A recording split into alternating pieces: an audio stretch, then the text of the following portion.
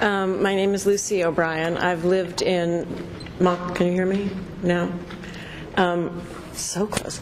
I've lived in Montclair, New Jersey for 19 years, and during that time I've been pretty actively involved in civic affairs. Most recently I was a co-founder and I'm on the steering committee of Blue Wave New Jersey. And although Blue Wave actively supports marriage equality, I'm here tonight really as a member of the straight community who simply does not understand why on earth gay people should not be allowed to get married. I am also here as the mother of 3 sons, one of whom happens to be gay. Like a lot of people, or a lot of straight people, I guess, I used to not really get what the big deal was about using the term civil unions rather than marriage. I thought, it's the same thing, what's the big deal? And then I was, yakking with my kids one night, and my youngest, who is the one who was gay, who was 16 at the time, said to me, all I really want is to get married and have children. And I said to him, well, you have several friends whose parents are gay, which in Montclair, fortunately it's a nice place to be gay. And he looked up at me and he kind of stared at me for a minute and he said, but they're not married. And suddenly I got it. In a flash, I know my son is acutely and perpetually aware that he is a second-class citizen and that he cannot attain the status that the rest of us treasure. It's hard enough to know that he knows that being gay in some places is to risk physical abuse. It's bad enough that he has endured taunts from his peers at school when they have found out that he was gay.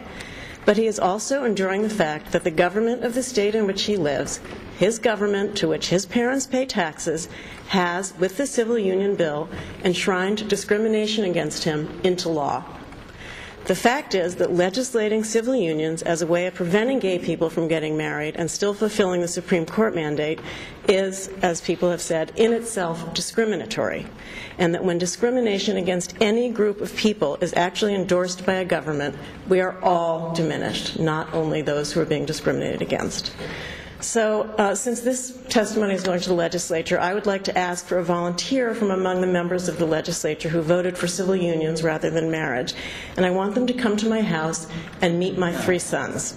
And I want them to say to my children, to meet them, and they can meet them in age order, and they can look my boys in the face, and they can say, Nick, you can get married. David, you too have a long and happy marriage. Tom, I'm afraid you can't. Finally, there are lots of other ways, as we've heard tonight and as we know anecdotally, that civil unions aren't working. That you just hear about too many people being denied the same rights as people who are married. But what I really don't understand is why this commission is not funded to proactively go out and seek testimony like this. If I hadn't been on the Garden State Equality email list and read the emails, which, I get too many to read every email I get, I would never have known about this commission. I mentioned to about 3 or 4 people that I was doing this. They all live in New Jersey. Not one of them knew that you existed.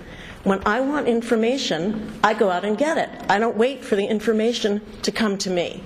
So it feels like maybe there are certain members of the legislature who don't really want to know the evidence that, in fact, as well as in law, civil unions confer second-class status, not equal status.